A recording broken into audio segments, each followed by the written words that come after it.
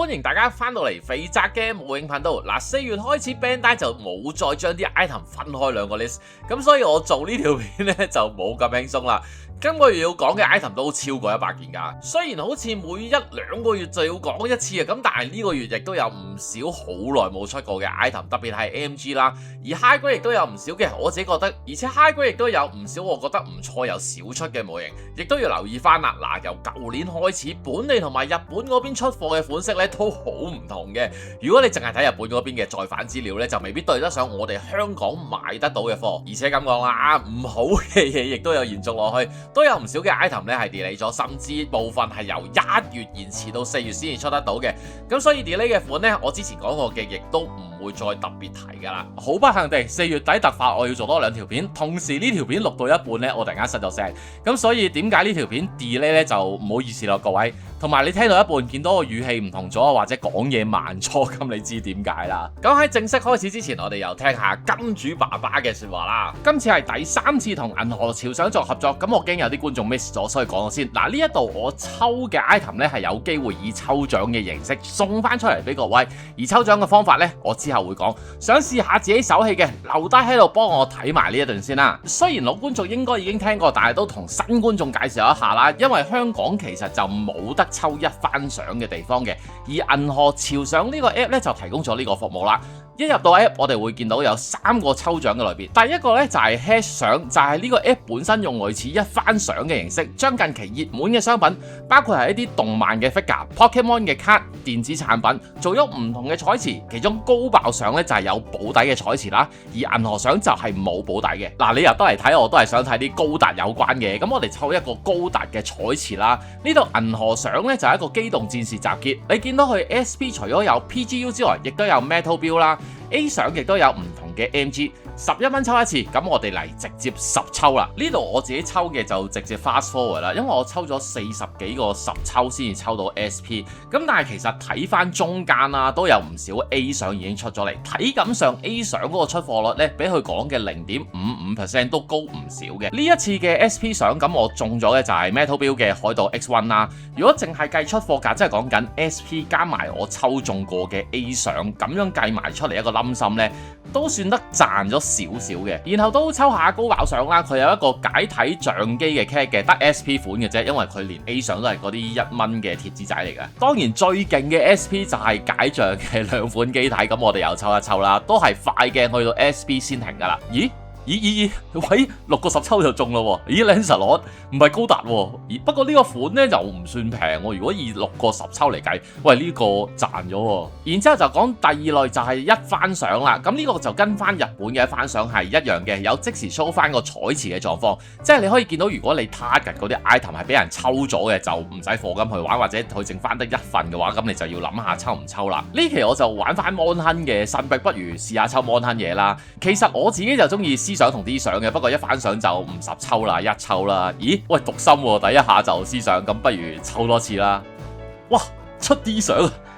同埋你睇翻呢，佢都會即時更新翻彩池嗰個數量，就唔怕呢啲資料話太過唔 update。第3個玩法呢，歡樂派對就係抽一啲玩具 figure 啦。咁我哋試下抽呢個超人明星系列。其實呢個 game 就好似玩潛烏龜咁樣嘅。首先你就揀咗1張願望卡先，跟住你見到有相同嘅牌呢，就可以碰走咗佢噶啦。只要喺呢一堆卡牌入邊出現咗1張願望卡呢，佢就會俾多 extra 1張卡牌你。咁即係你多咗個機會可以再碰多一次啦。碰到唔同嘅次數，咁你就會有對嘅獎品，好似畫面咁，其實你碰到嘅次數越多呢，佢俾你嘅獎品就當然越勁啦。但係你碰嘅次數係非常之少，講緊可能係2次以下嘅，佢亦都會有一啲比較厲害嘅獎品。咁呢個就真係睇你彩數啦。啱啱呢個更新呢，就喺歡樂派對入邊多咗一個新嘅玩法，就叫 DIY。拎海賊王呢個 cat 做有個例子，入到去呢，你就有得揀自己中意嘅大獎同埋基礎獎嘅。大獎就好簡單啦，基礎獎嘅話就真係你抽唔中大獎就基本上出呢一個噶啦。你揀基礎獎嘅同時就決定咗你每一抽嘅價錢，咁你揀啲越低價值嘅嘢，佢個單抽價咪越平咯。另外佢亦都可以俾你揀呢個中獎嘅機率，中獎機率調得越高，咁當然單抽嘅價值亦都係越高啦。中獎最高嘅機率咧，可以俾你調到去50% 嘅。至於單抽價錢嘅上限咧，就係取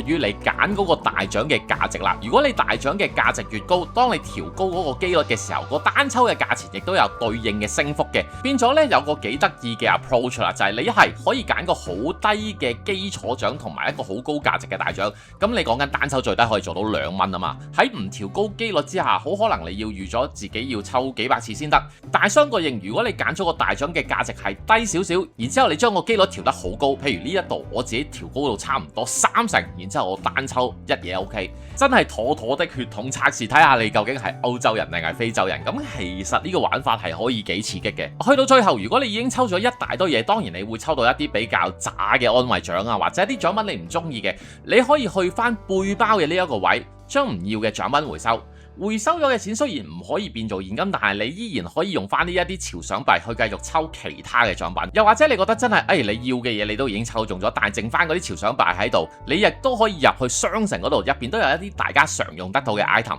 譬如好似唔同嘅電子產品啊、遊戲主機，又或者係其他嘅玩具模型，啱用嘅直接喺呢度兌換出嚟，亦都可以嘅。感謝大家睇到呢度，而家講埋個抽獎方式啦。咁首先大家 download 咗個 app 之後呢，就可以去下邊福利嘅呢一個位置，再撳入去互動專區，揾到肥宅模型嘅福利房，輸入密碼1124，咁你就有機會可以抽到我之前抽落背包嘅其中一啲獎品。而呢啲獎品嘅 list 呢，我就而家擺咗喺畫面度噶啦。另外Supplier都好好嘅，佢亦都有再安排一個留言嘅抽獎。嗱，咁只要你喺而家呢一條片入邊留言銀河潮賞大抽特抽，我就會大概1個禮拜之後4月10號做一個截止，然之後12號晚咧就開個 live 同大家抽咗去，獎品就係 AMG 嘅高達維達爾。留意翻，咁我抽獎咧都係希望俾一啲支持得我耐嘅觀眾啦，咁所以只係限定於訂閱者之內嘅留言嘅啫，同埋錯別字啊、簡體字啊真係搞唔掂啊，個 system 分唔開啊，咁所以盡量跟翻我而家畫面上面寫嗰啲字去留言啦。最尾都要講翻啦，嗱，抽蛋抽獎呢啲咧開心嘢嚟，但係大家成年人就記得有翻少少節制，祝大家好運。咁我哋嚟直奔主題咯，先講 PG。其實最意外係今次再反咧，已經有唔少嘅鋪頭出咗個訂貨嘅通知啊，價錢講緊而家3000左右啦。咁如果你之前真係買咗第一水嘅，唔緊要，我成日都講噶啦，早買就早享受，遲買平幾嚿。冇人估到會咁樣減價噶嘛，真係俾你估到，你都唔會估模型價錢，直接走去估六合彩啦，係咪先？嗱，上個月就講咗玩呢份模型有啲咩要準備，今次就講下你開咗盒之後有啲乜嘢建議啦。大家都好清楚嘅，入邊好多 runner 啦，而且每一塊 runner 其實有得再分拆嘅。如果你拆晒出嚟慢慢組裝，你需要極大嘅空間啊。咁所以我會建議你係唔係都拆晒啲 runner 先，然後揾定幾個大袋，按唔同嘅顏色將佢哋抌晒入去，因為個 menu 入邊咧會話俾你知。而家你組裝緊嗰塊 runner 嘅號碼同埋顏色嘅，用顏色去分，我自己覺得就比想象中容易。同埋留意翻啦，有部分 runner 咧係你組裝完一部分之後，佢仲要留翻1-2粒喺底嘅，就會喺之後其他部分嘅組裝會用得着。咁所以冇必要之下，你真係砌晒成隻模型，你先抌呢啲空咗嘅框都仲得。由於嚟緊到8月都會有再反啦，咁所以要留意嘅地方，我下個月再講。然後我哋嚟睇 AMG 啦，2000年編號27，陸戰型高達，仲有2001年編號40，陸戰型吉姆。兩隻就一齊講，因為基本上 MS 本體咧有80%嘅零件係兼用同一份模具嘅。深口嘅武裝個頭同埋武器上有分別嘅啫。早期咁樣共用模具嘅狀態咧就比較常出現嘅，兼且呢一隻咧其實喺當年嚟講算出得幾好噶啦，冇太多需要改善嘅必要。腳嘅可動就真係講唔上出色嘅。咁高達嘅配裝入邊咧有個武器背包，成支180mm大炮可以完全拆卸收入背包度。吉姆嗰份模型雖然冇呢一個背包啦，但係你組裝上去係冇問題嘅。武器上吉姆就多咗支長距離嘅狙擊槍，仲有榴彈發射器。我自己覺得吉姆係正啲嘅，因為個榴彈發射器亦都可以分拆塞得翻入高達嗰個背包入邊，仲要嗰啲榴彈發射器嘅火箭咧係有分號件，咁呢個位而家睇咧都仲覺得正。2001年編號36，老虎改。咁早期嘅 MG 嚟講，佢嘅分析算得上係好好，俾你嘅貼紙絕大部分都係補細節，不過嗰粒單眼攝錄器嘅貼紙咧就真係樣衰咗啲，就算自己用 marker 上色咧都一定會好睇過去嘅。膊頭嘅關節係有螺絲俾你做一個固定，咁但係成隻手咧都有軟膠嘅關節部分，所以總括嚟講個支撐力咧係唔夠頂起嗰個劍盾炮嘅組合嘅。可能呢一度你要擺啲高舉手嘅 pose，就真係要靠支撐架再獨立承擔住武器嘅重量啦。2001年編號38， GP03S。由於佢做埋核戰機變做胸口嘅部分，咁所以佢係比較接近 V100 嗰種無骨架嘅結構，同埋佢係好貼心咁樣俾埋 MS 嘅胸口單元你啊，咁所以你可以組裝咗做 MS 之後，再展示埋隻核戰機出嚟嘅。結構上嗰啲細節做得超有心機，背包嘅劍柄收納，前臂可以打開伸出嘅輔助臂結構，仲有盾牌可以接起呢啲呢，全部忠實呈現得翻嘅。咁當然啦，講翻個可動嘅話，就係嗰個時代嘅 standard 咯。2001年編號44神高達同埋2002年編號47專者高達，講真理解到點解佢要咁早推出嚟嘅。平成三部曲入邊，佢同埋 Wing 真係好吸到一啲新嘅觀眾。我相信 Bandai 自己都知㗎啦，當日嘅技術力就未必能夠忠實呈現到呢兩份 MS 需要有嘅超高可動。咁但係決定開發呢兩份模型，相對起同期嘅 MG 嚟講，佢可動亦都算做得好咗少少，但唔太明顯嘅。真係對呢兩份 MS 有興趣呢，我就建議 High-Grade UC 或者 RG 版啦，你會玩得開心好多嘅。2002年編號57元祖高達 Version 卡，之前就12月延期到1月先出啦，咁然之後而家隔咗幾個月再出翻啦。雖然話之後出咗咁多個唔同版本嘅元祖啊，咁無論可動細節結構比佢出色嘅真係有好多，但係 Kadoki 第一隻幫 Bandai 出手做嘅卡版係有一定嘅吸引力嘅。而家去講啦，我會覺得收藏價值比較大啲，但係都要講多句，呢份應該唔難買嘅。2003年編號63高達4號機，其實呢款亦都係比較似 High-Grade 或者 Re-100 嗰種結構啊，即係冇一個完整嘅骨架，同時亦都因為嗰個技術嘅問題啦，可動一樣唔高，但係佢嗰個分件分析算做得幾好嘅，要用貼紙保色嘅位亦都唔算多。咁當然啦，噴石口內側嗰啲位呢，你要自己填翻個黑色噶啦。咁嗰啲用 marker 做都係好簡單嘅啫。嗰把個熒光束發射器當然就係最signature嘅武器啦。不過唔知係咪因為啲膠件材質嘅問題，望上去呢好玩具 feel 噶，建議至少都上層燒光先咯。2003年編號66馬沙專用紅蟹，咁多個版本嘅紅蟹個結構嚟講呢，我覺得呢隻做得最好，因為佢可以拉伸4支嘅蛇腹結構，除咗 ABS 同埋軟膠之外，嗰啲電纜呢係用咗一種類似橡膠嘅物料，即使塑造呢亦都有幾個唔同嘅層次，加上分件出色啦，基本上唔需要點用貼紙保色。當其他0079嘅機大多數喺呢個時間點出緊 2.0 版本嘅時候，其實佢又真係唔需要。而家睇呢都唔覺得過時嘅。2005年編號80龜爸，又係一隻我賺得好多嘅水產機，內部結構 detail 超多，而且俾咗好多效果件同埋配件啊，再現翻動畫入邊唔同嘅場口，可動亦都非常之好，仲要有個好靚仔嘅地台跟埋。信我啦，呢個時間點你買呢亦都唔會令你失望嘅。2009年編號117 G 裝甲戰機 Version 2同埋編號121 G 裝甲戰機實戰配色套裝，其實兩款嘅 G 戰機基本上係一樣嘅，只係顏色唔同嘅啫。121嗰套咧就包埋一隻元祖高達 2.0， 2月嘅時候有資料話佢會本地派貨，但係好似啱啱先至派嘅。如果你有元祖 2.0 嘅，其實建議就淨係買翻架 G 戰機已經可以噶啦。因為唔知點解呢套套裝版咧，佢個價錢係有更新到，但係真係貴咗啦。咁但係之前嗰隻 G 戰機我收到嘅消息咧，零售價就冇加到嘅，相對嚟講，淨係買隻 G 戰機咧就抵玩少少嘅。元祖高達同埋 G 戰機嘅合體亦都有好多個唔同嘅 format， 而且嗰啲合體嘅關節緊實度咧係做得幾唔錯，睇得出 Bandai 喺出緊元祖 2.0 嘅時候，呢隻 G 戰機已經考慮在內，呢份係抵玩嘅。2009年編號120老虎 2.0， 呢一隻就係日本延期出貨嘅 item， 因為機體結構設計嘅問題啦，下半身嘅可動始終及唔上同期嘅 MS 嘅，咁呢個位就要留意啦。2010年編號129 GNX， 一隻好多年都冇出過嘅 MG， 雖然我成日都話 Double 系列嘅模型化做得唔錯。咁但係其實我講漏咗，係天人嗰邊嘅陣營嘅 MS 出得唔錯嘅啫。首先雖然佢係兼容咗 Exia 部分嘅骨架啦，咁但係顏色同埋外甲嘅設計上咧，佢係幾出色嘅。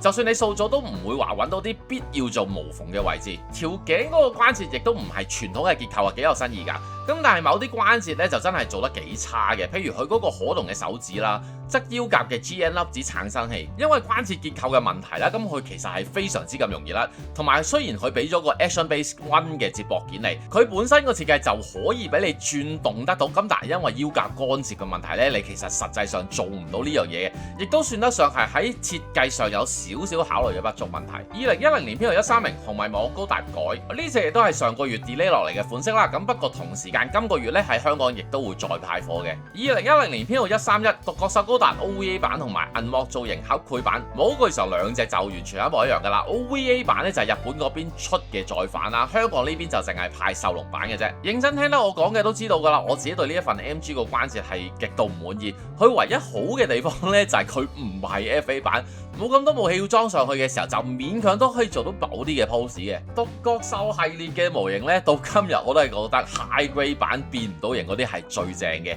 咁同埋如果你想同佢加配件啊、上色啊、做埋呢啲手工嘢，成本咁低呢，錯咗都唔會心痛啊嘛。2010年編號138死神高達 E 都係啲呢嘅款式嚟嘅，香港好似未派貨，咁所以有興趣嘅話，可能要等埋今個月啦。2011年編號145能天使高達加強化模組 Double R， 其實呢個價錢嚟講有 MS 加 MA 咧，又唔算得話好貴，再者佢入邊包埋嗰個 LED 燈組嘅一份俾埋你嘅，只不過你要做到完全版咧，你總共需要3粒 LED，即係你要自己揞荷包再買多2粒嘅。同埋留意啦，佢用緊嘅係 LR41 電池，就冇包埋俾你，你要自己出去買嘅。喺啲雜貨鋪啊或者賣手錶用品嘅地方就應該好容易揾得到。GN 電容嘅部分用咗貼紙加透明件蓋住呢，咁呢個我自己覺得真係好好睇嘅。所以之後就算出 RG 呢，亦都做咗同樣嘅嘢，相對起嚟佢嘅關節比 RG 緊實少少啦。咁但係成件嘢就真係好鬼死重，所以如果你要用支架去 support 嘅話呢，要用嗰啲有固定榫嗰隻呢就會穩陣啲。2011年編號146艾比安高達同埋2012年編號152決鬥高達突擊裝甲型，咁呢兩隻都係 delay 到今個月先出得到嘅 item 啦，咁所以我哋都 skip 啦。2012年編號153高達 H1 同埋編號159高達 H2 普通型，其實 H 呢個系列係做咗好多 gimmick 或者一啲新嘅嘗試。H1 手臂嘅分段咧係比正常傳統多咗一段，咁所以做到前臂自轉，手腕亦都可以調校角度，亦用咗一個新嘅設計。駕駛艙拉出嘅結構亦都係得呢一個系列先至有嘅啫。最緊要外甲嗰啲通風口咧，佢係真係開咗個窿俾你。我形上去睇佢真係算做得幾好，只不過呢啲新嘅關節或者結構啦就唔太穩陣嘅，把玩上嚟講咧佢唔算太合格㗎。H2 亦都承繼咗 H1 嘅特點，外形上真係更加好睇嘅，特別係變咗 MA 嘅狀態，而且駕駛艙拉出嚟嗰部分亦都係非常之有驚喜。但係問題咧亦都係有嘅，佢嗰個腳嘅關節因為要變 MA 啊，就仲做多咗一段。我自己就覺得砌起咗之後個關節嘅緊實度唔太夠啦，而且可以咁樣屈法咧，好容易就算你企直咧都會有高低腳嘅，唔係解決唔到嘅問題嚟嘅，但係你要再花時間去做調校咯。2013年編號167新安州 OVA 版，雖然成日都講㗎啦，呢隻 OVA 版係新少少改良咗嘅，咁但係最攞命就係佢個帽具係冇改過，只不過改咗個物料，咁所以條腰會斷嘅機率咧一樣仲係好高嘅。如果你覺得你自己會成日拎上手玩嘅話，你真係出定買定一個第三方嘅金屬部件，砌嘅時候順手塞埋入去啦。如果唔係呢，我都估計你大機率會後悔。2018年編號204積根，雖然佢都算得上係集羽機，但係模型化上去嗰個覺得佢真係出得算幾唔錯，分析做得超級好。你見到肩甲上面嗰啲黃色同埋噴射口內側嘅黃色呢，都係分好咗件俾你嘅。最緊要前腰嗰個 V 字亦都係分咗色，咁呢個真係主角機都未必有嘅待遇嚟㗎。外甲冇太多嘅細節，咁呢個位某程度亦都可以加分嘅。如果你會做自己嘅黑線同埋分析嘅話，咁但係結構上去講呢，佢又真係冇乜缺點咁滯。2018年編號205量子型 Double O 全人式，量子型譜系嗰邊嘅進化版啦，都有唔少新開模嘅部分。最緊要個背包伸延出嚟嘅支撐架呢，係絕對嘅夠力，同埋佢係好有心地天線嗰個位呢，佢俾咗新舊兩個款式你自己去換㗎。同量子型一樣，胸口亦都可以做到細幅度嘅活動。有咁多嘅武器擺唔同嘅 pose，個自由度就好高啦。淨係嗰個盾牌加埋劍刃啊，都可以玩到你好耐。拎頭先講過嗰隻能天使同呢一隻做對比嘅話，我自己中意呢一隻多啲嘅。兼且平衡度上咧，呢一隻係容易攞少少嘅。2019年編號207力天使高達已經算得上係最大程度再現翻動畫入邊機體嘅結構，包括嗰個面罩可以拉落嚟啦。腰嘅噴射口有一個可以伸展嘅結構，最緊要就係個斗篷可以做到好多唔同嘅轉角度，極大量地避免咗干涉啊！手嘅結構咧亦都轉咗，明顯個承重力咧係比 X 高嘅。咁對比起嚟咧，呢一隻做得好過能天使太多啦。2020年編號213量產型 FA Double Zeta Version 卡，編號215飛翼零式高達 EW 同埋2026年編號226全裝甲 Double Zeta 高達 Version 卡。咁呢三隻入邊咧，量產型 FA Double Zeta 同埋飛翼零式都係本地重複派貨嘅款式。最新嗰隻全裝甲 Double Zeta 咧就係日本嗰邊延期嘅貨啊。咁3隻之前都講過，我哋就 skip 啦，因為呢個月真係太多嘢講啊。然之後我哋睇 High Grade 啦，先講 HGUC 2000年編號18高達 GP01FB， 又係超少出嘅款式。雖然佢俾你嘅貼紙就淨係主要用喺盾牌上面做保色啦，咁但係嗰個年代嘅貼紙咧都係有少少唔夠做噶啦，唔少位你要自己再手動上色嘅。核戰機佢有獨立分開俾你，只係推進器要共用嘅啫。然之後佢係舊到少有地把光束劍係實色一見過，雖然結構簡單咁，但係玩上嚟咧又幾實淨。早期嚟講咧，佢算高質㗎。2001年編號19馬沙村用魔蟹，我好早已經講過，我唔再講佢㗎啦，所以係咯，今個月佢會再發啦，亦都好耐冇見過啦。2006年編號66高達 GP02A 同埋編號75高達 GP02A MLRS 版，大多見佢出咧都係66號嗰一隻，咁75號呢一款咧就真係好少出嘅。我好耐之前用一個好貴嘅價錢買佢翻嚟㗎。本體講緊其實兩份完全一樣嘅，認真佢個分析係做得唔好，好多位要用到貼紙啦。然之後因為嗰個喇叭褲形狀嘅小腿同埋肩胛個 size 過大，可動亦都唔算出色嘅。但係我都願意用一個貴少少嘅價錢收佢翻嚟，因為盾牌真係做到嗰個厚重嘅感覺，兼且可以塞得入嗰碌大炮嘅主體入去。配件上兩隻分別都幾大嘅，編號66嗰隻呢，佢就俾咗一個可以頂起兩隻 MS 嘅支撐架你，預咗你將佢同埋 GP01擺埋一齊。編號75呢，就多咗6個導彈發射器，而嗰支大炮兩份呢係唔一樣嘅，各有各好㗎。同埋因為佢要用背包 support 住個導彈發射器啊，咁所以背包嚟講呢，兩份模型係唔一樣嘅。如果我而家見到兩隻咧，都會買晒，因為我真係好中意呢一隻機體。2008年編號86 New 高達，編號88莎薩比，仲有編號91居納特卡，三款都係馬反嘅機體，無論佢個可動外甲嘅結構定還是係物料嘅用色咧，都係比同期嘅模型為之好嘅。New 同莎薩比就講咗太多次啦，咁居納特卡就係上個月 repeat 嘅 item， 咁所以總括嚟講，三款都係 High Grade UC 到而家都仲買得過嘅 item。當然同時間亦都要講嘅 New 同埋莎薩比咧喺 RG 上面出過，而 RG係出得非常之好。2009年編號97積根，雖然淨係以 High Grade 嘅 standard 嚟講咧，佢亦都係高質嘅款式，咁但係今個月 MG 版亦都會出啊嘛。兩款模型 launch 嗰個時間已經講緊差唔多差10年，仲要講緊個量級係 High Grade 同埋 MG 嘅分別嘅話，咁當然 MG 所有嘢都完勝一籌嘅。個人都建議，如果你真係好中意呢隻 MS， 你直接買 MG 啦。2010年編號110神高達同埋2011年編號128專者高達加風雲再起，所以呢兩款除咗好早期嗰隻 MG 版本之外， High Grade 版本亦都會出埋嘅。你真係好中意呢兩款 MS 嘅話，你寧願買 High Grade 啦，特別係 Master Gundam， 因為佢係包埋風雲再起呢一隻馬，而呢一隻馬呢，亦都可以配套到去到 RG 嘅 God 嘅，加上 Master 嗰隻 High Grade 版本呢，係可以將成個斗篷合起上嚟。除咗 Dark Finger 嗰個效果件之外，佢 on top 仲有一個大手掌嘅 effect 件，同埋有個位幾搞笑嘅，佢咪有條布腰帶咁樣嘅武器嘅，咁其實前端呢，就係東方不敗嘅 figure 黐埋咗一齊，係要玩家自己展開，我覺得呢個位幾抵死嘅。兩款嘅可動都偏高噶啦，而且比例比 MG 嚟得合理，真係中意嘅咪考慮下呢個咯。2012年編號118 Gundam X Divider，MS 本體其實就同 X 一樣，咁但係個配件同埋武器咧就全新開模做嘅。不過有個位我覺得幾好嘅就係佢頭盔咧係一體成型噶，唔再係左右或者前後夾起去，背包上面嗰兩個推進器咧係可以打開，而下邊長身嗰兩支嘅接駁咧就有可轉動嘅關節。之但係細節就真係冇乜噶啦，呢個位同兩支炮都係差唔多。最好玩就係個盾牌 X Divider，detail 足亦都有可動嘅結構。轉換形態就係用換件嘅方式去處理，亦都可以組裝喺背包上面。呢份模型咧又俾埋揸槍同埋張開手掌嘅造型手，咁呢個少見啲嘅，誠意唔錯嘅。2012年編號139象霸 UC 版，其實意外地佢好多位嘅關節係做得幾唔錯，唯獨是對腳咧就真係前後夾起嘅啫，係假嘅蛇腹結構嚟嘅。雖然咁講啦，但係靠住上半身兩隻手同埋個象臂，亦都可以做到好多唔同嘅動作。係有唔少地方要用貼紙，但係嗰啲位咧可以自己嘗試用 marker 去做，因為嗰啲位做上色其實都幾簡單，再上埋補細節嘅貼紙上去咧，其實成隻嘢都已經好好睇噶啦。2012年編號140同埋2013年編號150雷姆獨角獸版本同埋 Zeta 版本，兩份本體嘅武具就完全一樣，只係顏色唔同嘅啫。武器嘅話，獨角獸版本就多咗一支槍，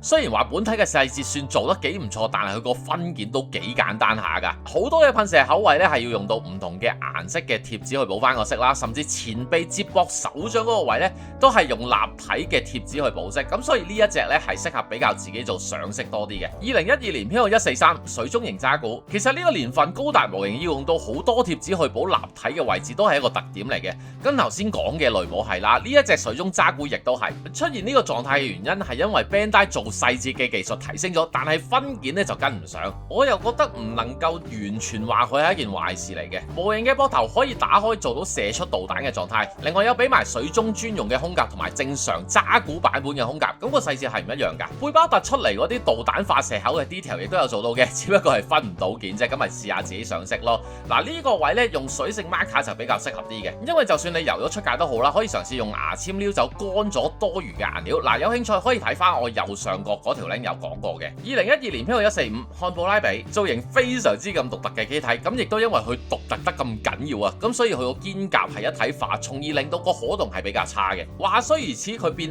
MA 嗰個狀態或者個結構其實亦都算得上唔錯，而且同期嘅高達模型嚟講呢，佢用到貼紙補色嘅位又唔算好明顯，武器佢俾足嘅，而且模型本身嗰個成形式個分析我自己覺得做得幾唔錯。考慮到造型嘅獨特性同埋出產年份嗰個技術呢，我自己覺得呢份係可以接受嘅。2012年編號146吉姆追擊異形0080入邊，佢都算係好後期先出嘅 high grade， 所以無論係分件啦、分析可動，對比起同系列嘅模型係比較高質嘅存在，連包埋喺核模型入邊嗰個修復機械人嘅 detail 咧，亦都係意外地多。咁當然啦，關節就冇做到兩段式，呢樣嘢比 AMG 係蝕底唔少嘅，但係要做到基本嘅姿勢，包括追擊姿態咧，亦都係冇問題。2013年編號153布桑內妖命運女神獨角獸模式，由於算得上係比較早期嘅模型，所以佢個 cycle frame 係做咗實色嘅。咁樣講啦，雖然佢嗰個分析就唔太明顯，但係嗰個分件咧，我就自己覺得幾唔錯嘅。留意翻手嗰個劍柄嘅收納係可以打開㗎，咁但係因為冇裝嘅關係幾難撩出嚟。真係要我講佢好嘢嘅話，我覺得佢嘅平衡能力喺獨角獸系列嚟講算唔錯。好處就係價錢上嚟講呢，佢真係比較平咯。2013年編號159紅色角馬，身體上嘅細節佢做得好足㗎啦，可惜一來分件唔算足夠，二來外甲呢係完全冇分析嘅。加上最重要嘅就係佢連貼紙都其實冇乜點樣俾你嘅，咁所以呢款模型都幾需要自己手動上色嘅，要做無縫嘅位又唔算話好多嘅，咁可以順手自己練習埋無縫同埋上色遮蓋嘅技巧咯。意外地將嗰個好長嘅背包做咗上去呢，佢一樣企得穩，呢個幾難得㗎。2014年編號174飛翼高達零式，咁其實 RG 都出咗呢一款之後呢，基本上我建議都係買 RG 㗎啦。因為就算你將佢同嗰個時間點嘅其他 high grade 去相比呢，佢嗰個結構又都唔算得上話係好靚仔嘅，特別佢都亦用個好核突嘅絲扣去完成個關節，因為要就翻個變形啦，嗰個腳掌嘅結構其實亦都幾奇怪。總之我自己唔中意咯。2014年編號182 Zeta Plus 獨角獸版，模型可動就比較係明顯嘅缺點嚟，腰咧就冇得點樣喐噶啦，手踭可以轉嘅角度亦都唔大，大腿側嗰碌光速炮咧亦都會造成少少嘅干涉。好處就係要用到嘅貼紙係真係少嘅，變形用換件嘅方式去呈現，咁呢一個係幾好，所以 MA 狀態都算靚仔。有個比較特別嘅地方就係佢頭一批生產嘅時候設計係有錯嘅，個頭嘅火神炮成形軌不良啦，前裙甲亦都少咗 detail。如果你仲睇到呢個錯版嘅話咧，都幾難得㗎。2014年編號186 Zeta 2肩甲同埋裙甲嘅設計對模型擺 pose 會造成都幾明顯嘅干涉，變 MA 嘅結構亦都有啲複雜。嗱，老實講嘅分析唔算得好差，咁當然佢都仲要有用貼紙補色嘅地方啦，算得上係冷門機體 fans 嘅好選擇，因為造型真係好特別係嗰個腳掌啊。2015年編號189 V2AB 算得上嗰個時代 High Grade UC 省招牌之作。喺分析造型可動上面兼顧得到之外，價錢亦都算幾公道嘅，貼紙量就真心唔多，兼且個造型比例咧喺同年嚟講算得上係最好嘅一份，絕對係理解得到當年點解一出嘅時候俾人追捧。喺日本大部分人咧一口氣就買2盒噶啦，展示到唔同嘅形態啊嘛。2018年編號214拜亞蘭，再現得翻嗰個獨特奇怪嘅造型，氣勢係做得翻出嚟嘅。大型部件嗰啲組裝咧意外地結實，咁但係亦都因為大型部件用咗唔少啊，對擺 pose 會造成一定程度嘅干涉。通風管另外做咗綠色，咁呢個幾 sharp 嘅，貼紙保色嘅份量唔算突出，整體都算中上，咁所以之後出嘅拜亞蘭其他變體咧好多都會兼容翻佢嘅部件。2018年編號215滿根揼，講價錢上咧佢係比較少見呢個 size 咁貴，但係無論造型定係可動咧都係非常之咁突出，有咁多 detail，竟然一張貼紙都唔需要用，仲要包埋一個超級靚仔嘅支撐架。背包嗰個月牙形嘅傳導板其實真係一啲都唔輕㗎，但係結構關節上面可以做到自己企得起，仲要包埋唔少嘅效果件，咁絕對係超越咗一般 high grade 嘅質素，所以貴得嚟呢係絕對值得嘅。2018年編號218瑞士高達 A 套裝，通常呢啲大隻嘢呢，核心 MS 嘅部分就未必話做得太好，但我想講呢一隻瑞士高達 MS 本身真係做得唔曳㗎，還原得翻動畫入邊嗰種瘦弱嘅感覺之餘，核戰機嘅結構亦都同傳統唔一樣，可動中上啦，分析亦都做得好，係有唔少地方用到貼紙嘅，咁但係都集中喺 A 裝備嘅保飾上面嘅啫。將所有嘢合晒體之後，個可動真係唔差，但係整體連接特別係對腳嗰個位呢，合咗體之後有啲鬆，所以為咗你擺 pose 方便啲呢，佢都俾咗幾個支撐架嚟嘅。2018年編號219特傑，呢一份模型比起 V100嘅細節呢，就真係少咗啲，但係明顯結構上呢，試咗好多新嘢，包括看似一體化但係有區塊可動嘅裙甲結構，又或者用咗軟膠嘅通風管，右邊肩胛盾牌嘅內側呢，亦都有做埋 detail。攝錄器嗰個位呢，俾咗單眼板同雙眼板嘅零件，要用到嘅貼紙又真係唔算多嘅，兩把槍就由白色嗰邊拎過嚟用啦。所有武器配對翻嘅造型手其實揸上手呢，好實淨，整體合格以上㗎。2019年編號220 R 查加，對比起原本嘅設計，而家模型上嘅造型就更加流線型，有好多騎士嘅元素喺入邊。意外地佢可動幾高㗎，有個好signature比較現代嘅特點就係佢件之間嗰啲接縫位呢係有 design 過，唔需要特別做無縫。分析唔錯，要用到貼紙保飾嘅都係一啲細位，咁呢啲位呢，其實都可以自己嘗試下用 marker 去做翻色嘅。2019年編號228沙漠高達，2020年編號236重炮手高達，仲有2022年編號242神龍高達。整體嚟講呢 Wing 系列嘅 high grade 喺結構上真係冇乜問題嘅，可動 OK，detail 足夠。沙漠高達因為佢本身個機設簡單啦，而且結構呢唔複雜，易上手易砌，亦都方便做到好多唔同嘅 pose 嘅。相對嚟講，重炮手嘅結構就多啦，因為模型上真係呈現得翻 MS 打開過又有唔同導彈同埋機關炮嘅結構。同時因為佢 detail 係相對比較多啦，貼紙保飾嘅位係比沙漠高達多嘅。如果想自己保飾嘅話呢，水性 marker 係一個幾好嘅選擇，因為呢啲粒油或者突出嘅細節，油出界嘅處理呢係容易 handle 少少。至於神龍高達就係一隻我比較覺得失望嘅模型，其實可動幾好，重點結構真係伸出嚟手臂嗰個位呢係做得出色嘅，但係最緊要就係膊頭嗰兩粒綠色嘢要用貼紙保飾㗎，因為佢係一個圓拱形啦，你點貼都唔會好睇㗎啦，建議直接用 marker 上色。2021年編號241渣古二，呢一款係 Bandai 嘅新嘗試，將渣古用一個非傳統嘅方法去演繹出嚟嘅模型。最緊要主打嘅就係可動，一向以嚟呢啲大包圍嘅裙甲都係對 MS 造成干涉嘅最大原因啦。咁所以呢一份模型呢，係俾咗一個軟膠版本嘅腰甲你。當然佢亦都係喺造型上面做咗唔少嘅改動，就未必個個啱睇下，但係你都不能不承認佢嘅可動真係最好嘅。最後就係4款 Seed Freedom 嘅款式。2024年編號243飛星自由高達，2024年編號245黑騎士小隊破壞，2024年編號250突擊自由高達極，2024年編號251無限正義高達儀式。想睇翻實物嘅海港城而家嗰邊係擺齊晒 Seed Freedom 嘅新品，即係室外嗰個位啊，大家有興趣都係去望一望。總括少少去講啦， Seed Freedom 系列有一個構性嘅突破，整體可動特別上半身係高咗，你見到用貼紙嘅量係多咗嘅，咁呢個亦都因為機設同埋模型生產上嘅細節處理進步咗，但係分件技術呢就未跟得上。呢個問題我覺得會解決到，但係真係可能要等多幾年先得咯。另外以下呢3款就係上個月 delay 落嚟，咁所以就唔特別 cover 埋啦，包括2016年編號198脈衝高達，2019年編號224命運高達新生版，2021年編號240夜鶯。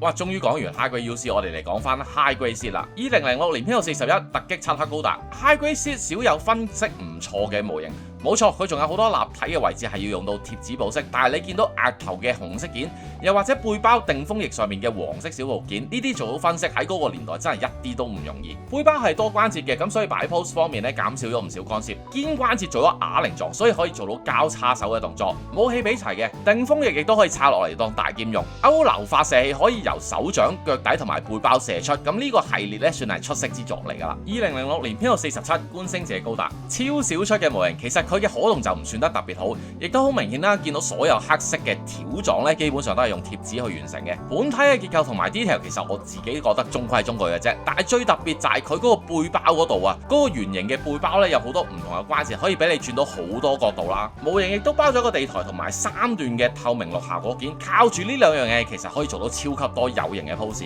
最緊要動畫入邊呢隻嘢亦都唔算得有好多唔同嘅動作啊，你要再現翻動畫嘅場景咧，一啲都唔難嘅。呢個價錢包埋個咁少見嘅效果件，我自己覺得都幾抵入手㗎。2013年編號57、58同埋59，即係藍迷網高達2型 L、紅迷網高達連飛行背包同埋金迷網高達天物啦。紅迷同藍迷就係上個月 delay 落嚟嘅款式，金迷雖然唔係 delay 啊，咁但係亦都只喺日本嗰邊再出再返嘅啫。3款本體冇個一樣，只不過係成形式唔同，同埋配備咗唔同嘅武裝。咁我自己個人覺得呢3隻 high grade 嘅性價比咧，比 RG 更加值得入手嘅。high grade double 都有幾款嘅。2007年編號1能天使高達呢一隻就係 delay 款啦，咁所以得日本先至出再返。2007年編號3力天使高達同埋編號4主天使高達，以前我就會話呢兩款最值得入手嘅優點就係個價錢上面。主天使嗰個結構其實真係有啲問題，特別下半身嘅部件比較容易爛，要用到貼紙保色嘅位都唔少，咁呢個亦都係當年嗰個年代克服不能嘅問題。咁但係未加價之前佢哋都仲算合理嘅，但係而家連再反都加埋價啦，咁所以性價比上我真係建議 AMG 多啲嘅。High grade 呢兩份我會講佢哋只係僅合格嘅存在，咁但係 AMG 版本呢就絕對係好嘢嚟。2007年編號7古來哈姆專用聯邦旗幟式特裝型。同編號2嗰隻正常版就改咗少少嘢啦，但係成個成形式做咗黑色嘅時候，精英化嘅感覺就出咗嚟，可動非常之高。變咗 MA 之後，亦都有一啲特別嘅結構去將成隻模型收緊。但係即使有呢啲結構都好，佢所有嘅關節整體嚟講咧都係比較鬆弛。組裝係簡單嘅，但係我個人都會建議每個關節最好都加固一下，咁樣你玩起上嚟咧就會冇咁猛整啦。2008年編號9座天使高達1型肩炮嘅造型係非常之特別，膊頭組裝咗嘅劍柄雖然 manual 冇寫，但係其實可以攞落嚟接駁其他嘅光劍效果。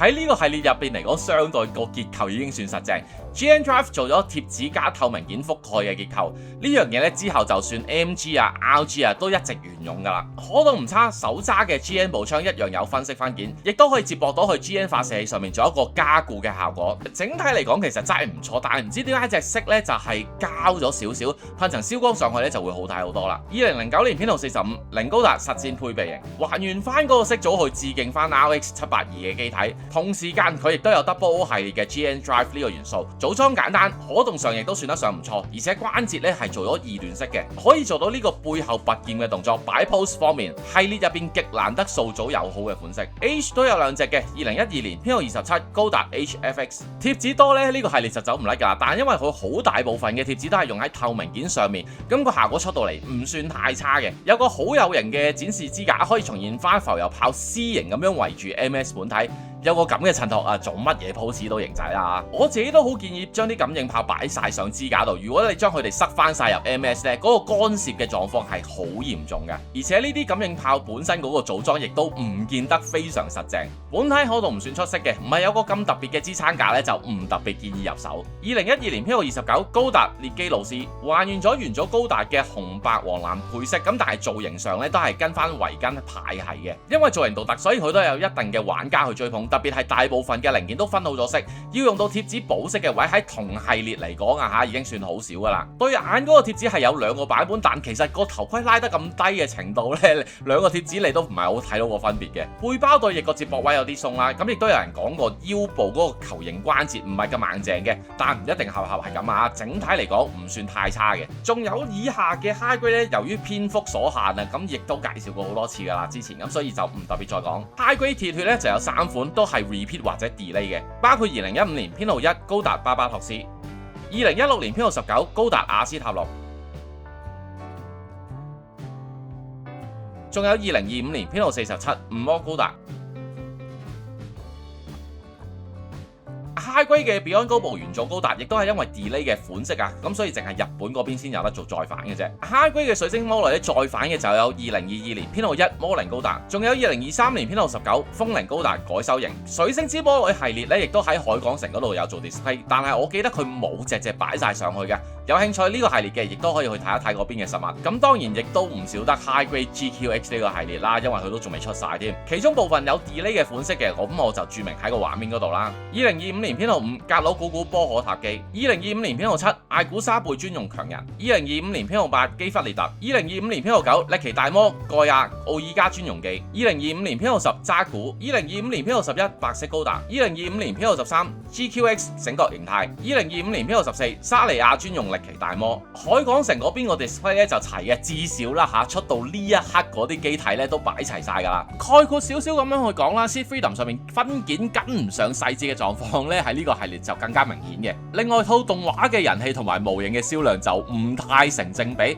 明白將高達造型 EVA 化就真係唔係個個都接受得到，但我自己睇翻個分件嗰度呢，部分機體已經有再進步嘅脈絡，同埋我自己都期待下一款漢布拉比嘅成品。咁我見到出邊嗰啲模型跌價都幾勁㗎，你要試油啊、試加工啊，平平地買盒翻去都算得上係唔錯嘅材料嚟嘅。然後我哋講埋 RG 啦，2011年編號4量產型渣古 RG 系列嘅開山作品之一。嗱，老實講，佢成功地將工業同埋機械感塞落去一隻咁細 size嘅模型入邊，呢個位佢算做得幾成功，咁但係個關節嗰陣時又未做到好成熟啦，加上零件偏細，部分嘅零件好似譬如天線咁樣呢係極其脆弱嘅，無論組裝定係拎上手玩呢都真係要好細心同埋好小心先得。2012年編號9正義高達，玩家喺 RG 上面體驗得到第一次嘅大進步，早期零件鬆散嘅問題喺佢身上真係唔太見得到㗎，骨架算得實淨，而且可動好高。特別係背包，無論係比例定係可動，仲有細節還原上面呢，都有啲 RG 天花板嘅感覺。組裝個過程呢，我自己都覺得幾流暢。佢絕對係細節同埋內玩度兼顧到嘅第一份 RG。2014年編號16馬莎專用紅蟹，呢一份模型嘅機械細節密度超高，特別係腳同埋膊頭嘅分析層次呢係好強。但係因為佢唔算得上係傳統高達嘅結構啦，組裝過程呢就唔算得新手友好噶啦，甚至可以講得上有少少走硬滑路線嘅。可動就唔差，但係亦都未去到好好，算得上造型比結構好嘅一隻 RG。2016年編號21量子型 Double， 相對起 High Grade 版嘅簡陋，佢真係可以還原得到嗰種簡潔流暢嘅高科技同埋輕盈感覺。我自己組裝咗幾盒嘅，總括嚟講大部分關節都算緊實，除咗額頭嗰隻角特別易甩之外。如果你都有遇到我咁嘅問題呢，你直接用膠水黐死佢，因為嗰個位根本唔需要喐動嘅。零件加強咗嗰個硬朗嘅線條感，呢個亦都好加分，我自己覺得佢係幾值得收藏噶。2017年編號25獨角獸高達同埋2018年編號27布桑內妖，聽我講得耐嘅話都知道我對呢兩隻個評價都唔會點高噶啦。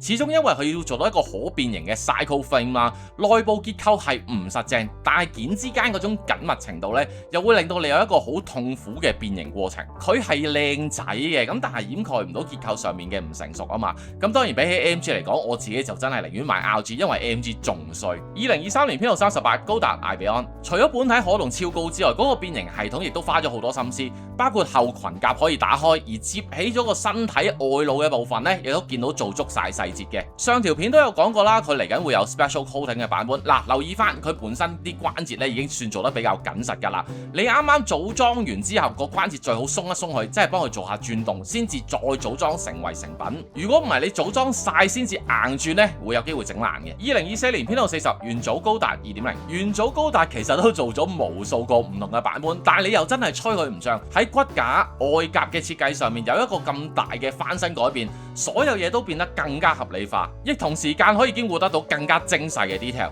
我就真係揾唔到一啲唔好嘅地方去講啦。你要玩 RG 嘅呢一隻點計你都應該入手嘅。2025年編號42閃光高達同埋編號43飛翼高達零式，呢兩款亦都係翻兜翻上個月嘅 repeat 款，咁因為上個月都講過啦，就 skip 啦。最後我哋講埋 SD，SDEX 咧就有3款嘅。2015年編號1元祖高達，2015年編號5獨角獸高達破壞模式，2016年編號13新安州。SDW 亦都有一款啦，就係2024年編號34 78代目武者還陀模。至於今個月嘅肥宅 selection 咧，就有以下呢幾隻 MG 嘅積根 GNX High Grade 嘅 GP02 MLRS 版 Master Gundam加風雲再起、高達列基魯斯同埋 RG 嘅正義高達。睇翻我自己頭先嘅評論啦，其實未必大部分機體都係有一個超高嘅認可度，但係佢哋真係太少見啦，所以有興趣嘅真係可以入咗手先。哇，好耐都未試過做咁長嘅再反片啦，第一稿過咗1100字。4月打後其實亦都有啲唔同嘅驚喜嘅，我覺得喺再反上面，包括上條片我都有講過啦，有 High Grade 標徽啦，亦都有啲比較舊嘅 SD 模型，都算做照顧得到有唔同喜好嘅高達模型玩家嘅。今條片有關高達模型資料嘅部分呢，就嚟到呢度，咁我哋又吹下水啦，俾少少 update 大家。我又轉咗工啦，咁做咗20年嘅 merchandiser， 咁我真係唔想再坐 office， 可能大家都估唔到嘅，我走咗去做酒吧。我想講嘅係以前做跟單呢，其實係一個錘仔揼釘釘揼木嘅過程。所有嘢都係揼出嚟嘅，你話佢係一個壓榨嘅過程，又好似過分咗，但係